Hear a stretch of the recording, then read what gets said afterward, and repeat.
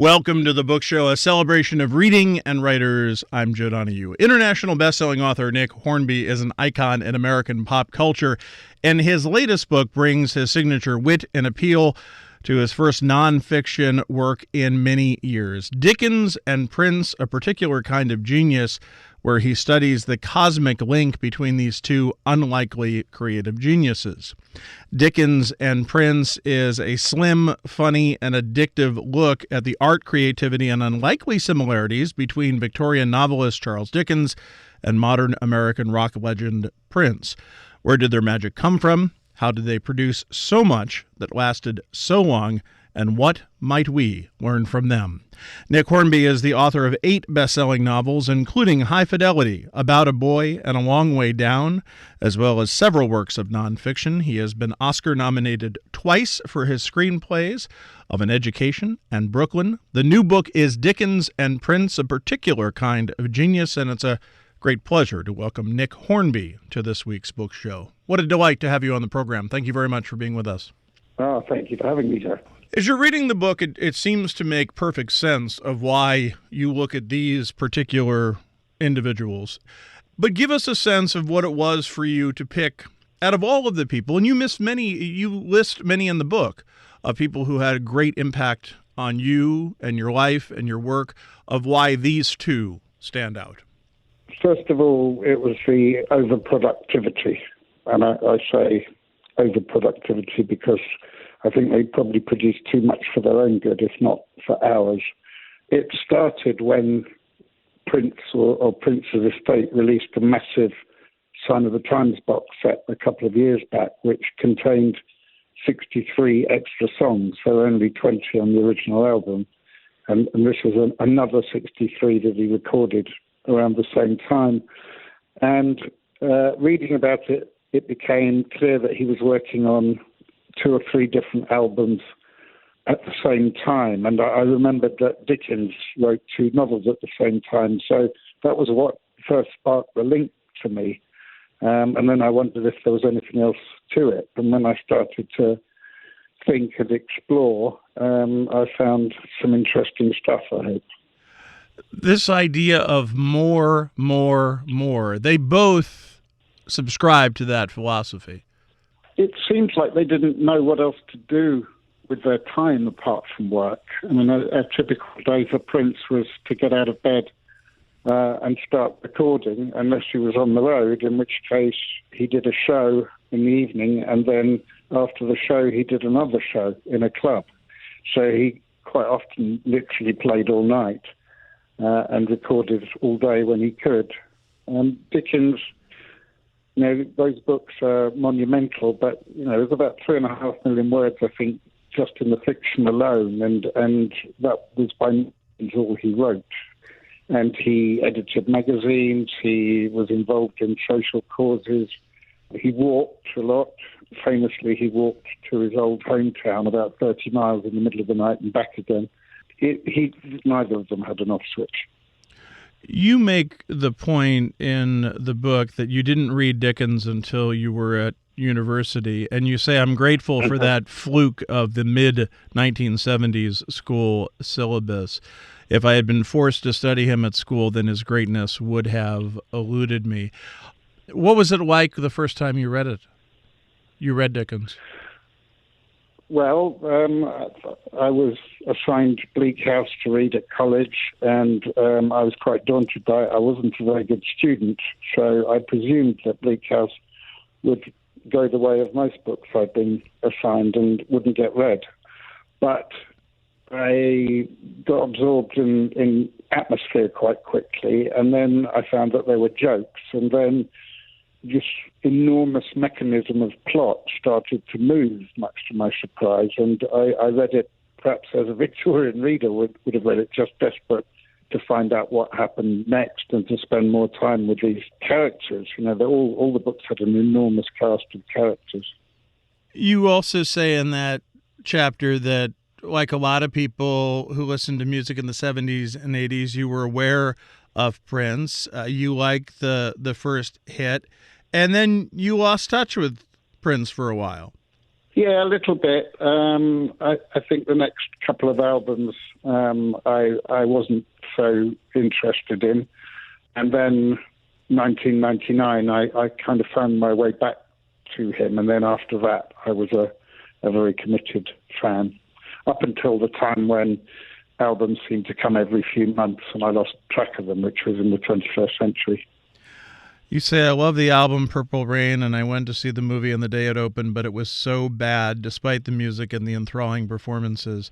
And you even ask, have you tried to watch that movie since 1984? I have not. What was it that struck you? What struck you about Purple Rain and watching it in contemporary time? Well, it's unbelievably cheesy. It's so flimsy in terms of narrative that there's almost nothing there. The objectification of women is very striking when you watch it through 21st century eyes. There are some pretty shoddy performances, and then suddenly he gets on stage and you forgive him everything. There are several times in the book when you talk about Prince's productivity, and especially later on, but even earlier, where you talk about the work just not being very good.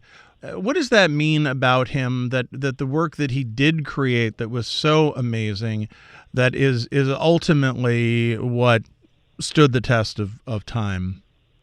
I think that earlier on in his career, he had editors and gatekeepers who probably helped him to sift through the stuff, and when he changed his name and was having arguments with record companies, then those gatekeepers disappeared to a certain extent. There's great music buried in all of those records. There's probably something great on every single album, but you need a helping hand to sift through it now.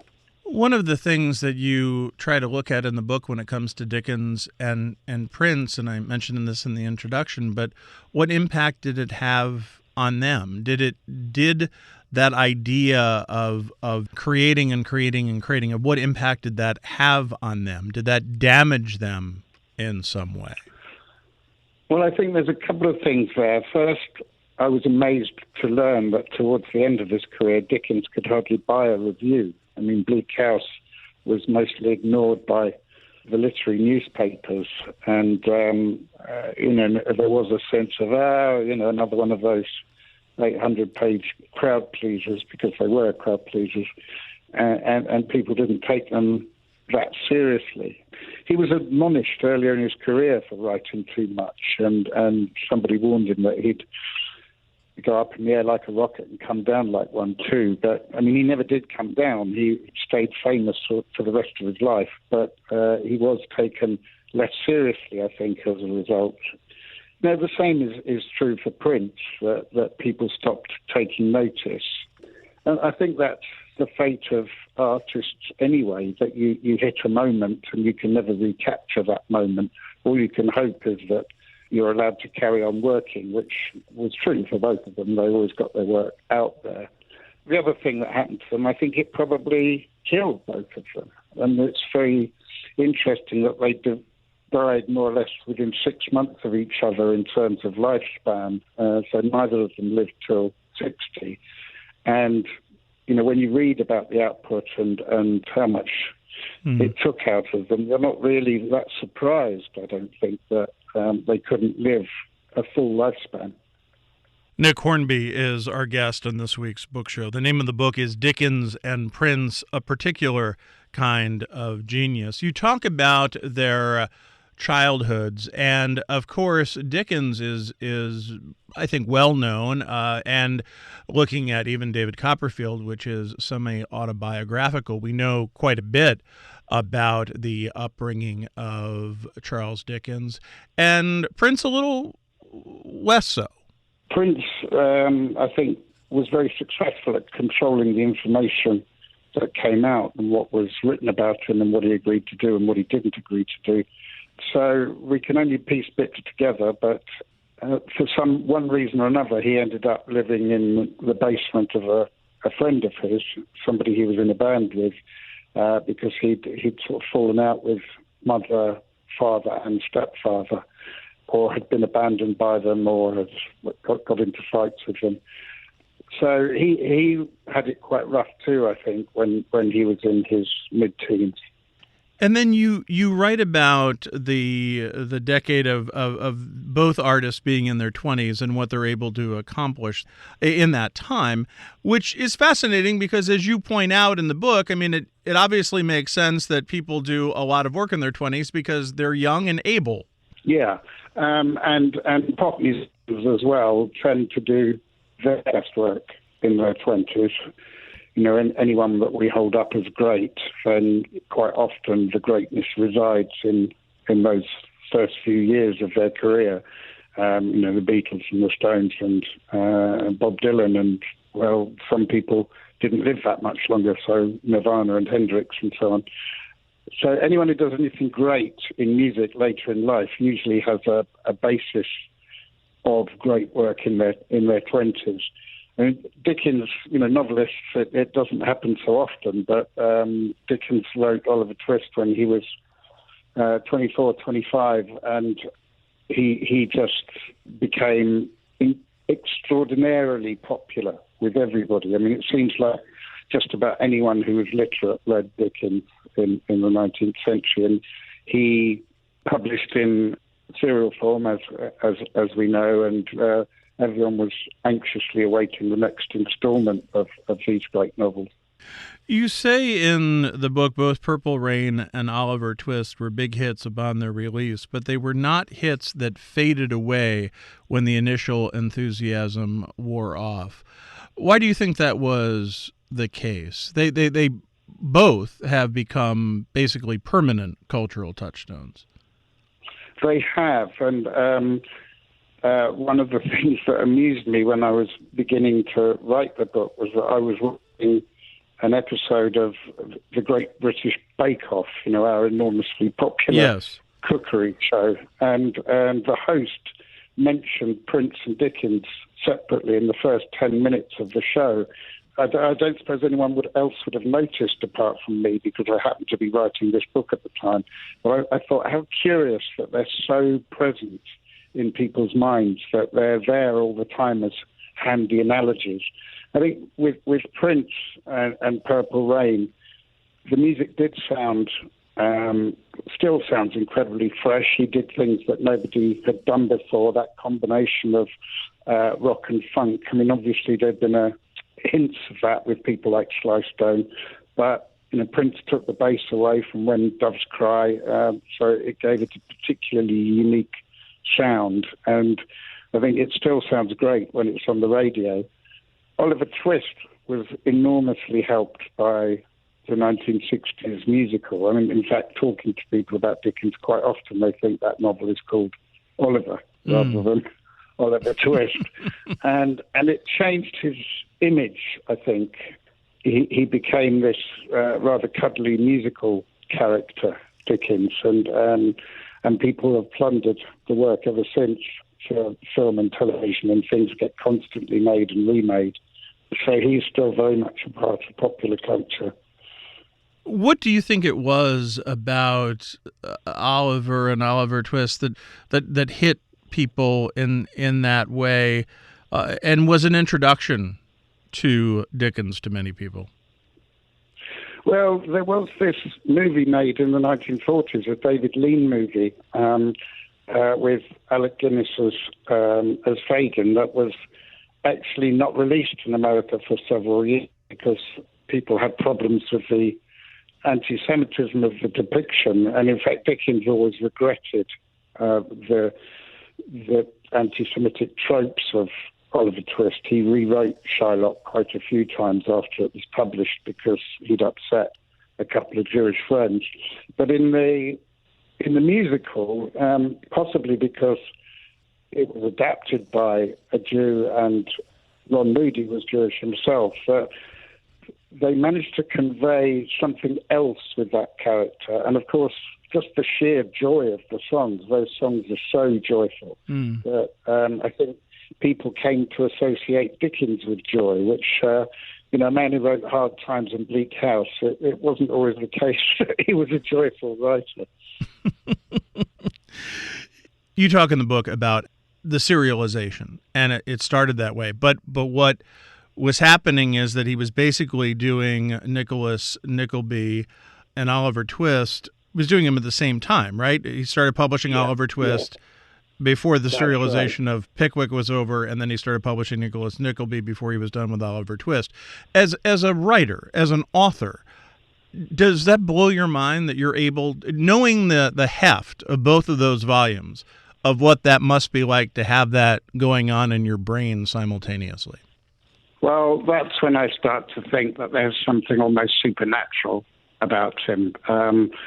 I can just about struggle to the end of a book, but the idea of overlap and having to keep plot, characters, language even separate, I don't understand how he could do that.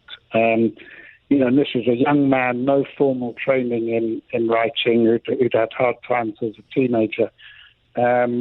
It's just an extraordinary achievement, I think. And we shouldn't focus on it because the books stand or fall on their own merit, not because he was writing several at once. But these books have lasted. They've lasted a long time, and it seems like just about anything he did.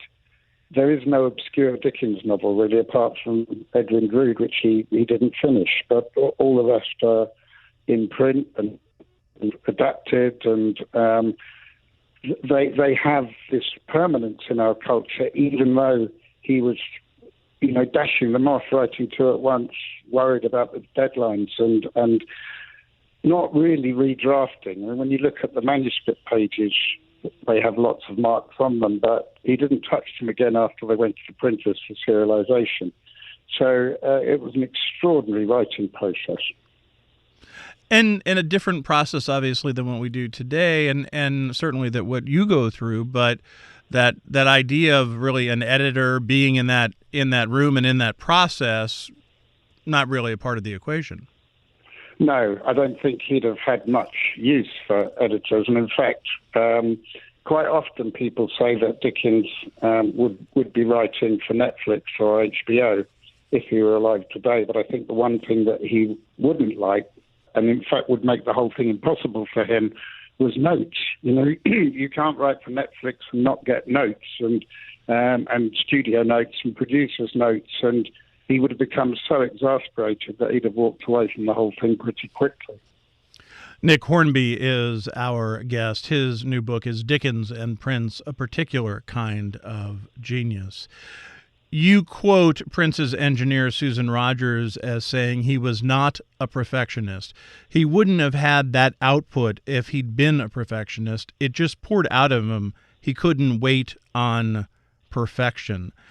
Prince taught us perfection is in spontaneity. That's really interesting, that idea that it doesn't have to be perfect. You write and you do it, and then obviously, as we mentioned before, there's great work that comes out of it. Yeah, and time does the talking, actually. Right. None of them were thinking about posterity. They were thinking about the thing they wanted to get on with next. But I find, as a consumer of art and occasional critic, that what we normally associate with art and genius, which painstaking, redrafting, cutting back, redrafting, cutting back, re-recording, layering, all of those kinds of things. Neither of these guys did it, and it didn't make any difference to them. So I think it just goes to prove that there's no right way of doing it, and there's no right way of teaching it. How aware do you think they were of their creative process and what it was they were achieving as a body of work?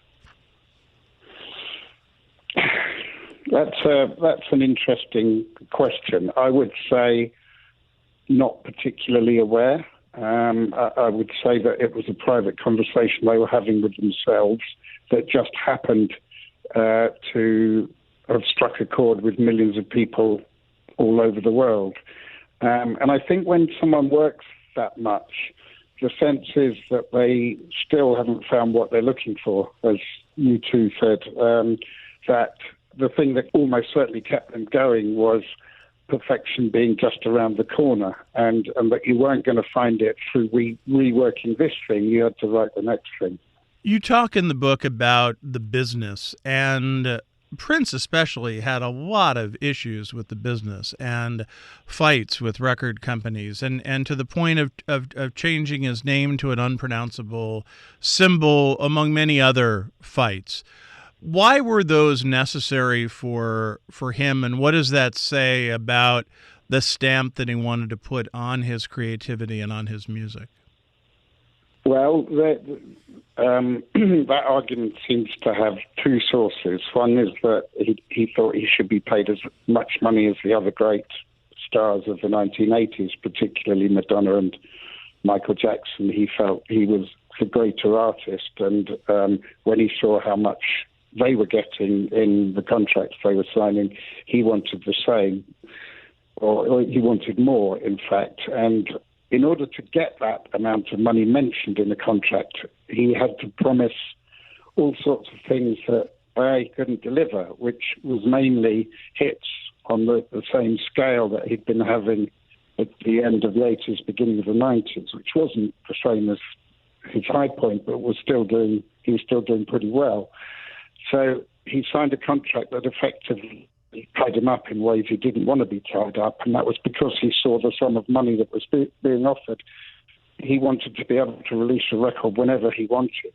And if he had 4 records ready a year, he wanted to release 4 records a year. And of course, the record companies were trying to explain to him, or his record company was trying to explain that you can't do that you need months and months to prepare for a release in terms of publicity and so on. And he was just too impatient with that. So he felt very much bound by other people's rules. But what was interesting about his perceptions of the business is that in the end, everybody came to feel the same way, in the sense that there was a period when he came to London and played 31 nights at the biggest theatre in London. And you thought, there's no way that Prince in 2008 or 2009 is going to sell out every one of those nights. But he actually gave his record away in a newspaper. So all you had to do to buy it was to buy a copy of the newspaper. And of course, that is effectively what bands do now. They're not really earning anything from their recordings, and recordings effectively serve as mechanisms for ticket sales. So he sort of saw the future in a way. And as far as Dickens goes, it was basically he had issues with American publishers. That's where he felt he was being fleeced. Yeah, I mean, he really did have issues. He was published in America very successfully. I mean, he became a superstar in America during his lifetime, and his reading tours were packed out. But the publishers had no permission or contract, and they just read the books, liked them, printed them, and sold them, and Dickens didn't get a penny from them. In fact, on his first American book tour, he tried to raise this subject with various people and was sort of roundly booed. He had a very bad reaction in the press and even with other writers who basically thought he was being vulgar by mentioning money and trying to suggest that he was owed something for his own work. You look at the end of these two men, the end of their lives. Beginning with Dickens, you have a picture in here of a man in his 50s, and as you point out, he looks like he could have been 20 years older. And you say, and when death came, it came both suddenly and in slow motion. Of course, with Prince, it was addiction that many people were unaware of to the depth of that. What do you think it is about that brilliance of that genius, a particular kind of genius, as you point out in the subtitle, that brings an artist to that point? Prince's addiction was almost certainly because of the pain he suffered in his knees and hips, and that came from, having danced for 6 hours a night for however many decades.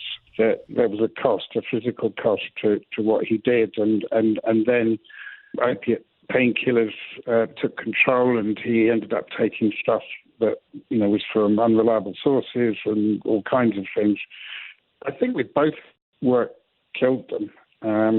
Dickens was just sheer overwork, and he suffered a massive stroke, but he had a lot of illnesses in his 50s as well.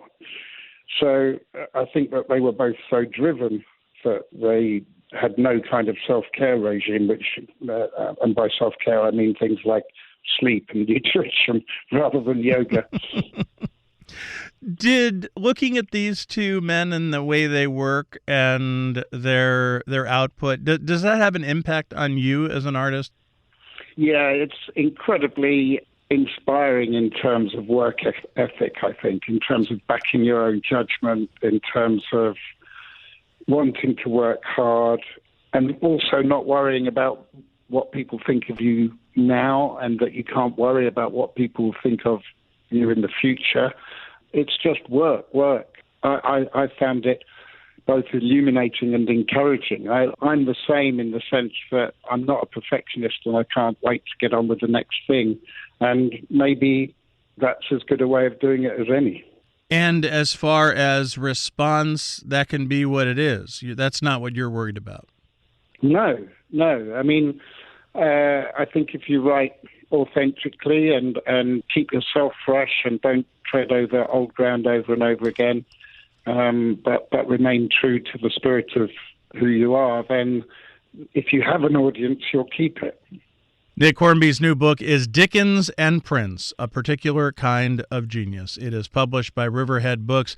Nick Hornby, it's a delight to have you on this program. I am a huge fan of your work. I thank you so much for being with us. It means a lot to me. Thank you. Anytime. Again, the name of the new book is Dickens and Prince, A Particular Kind of Genius. It's published by Riverhead. We enjoy hearing from our listeners about our shows. You can email us at book@wamc.org. You can listen again to this or find past book shows via podcast or at wamc.org. Sarah LeDuc produces our program. Bookmark us for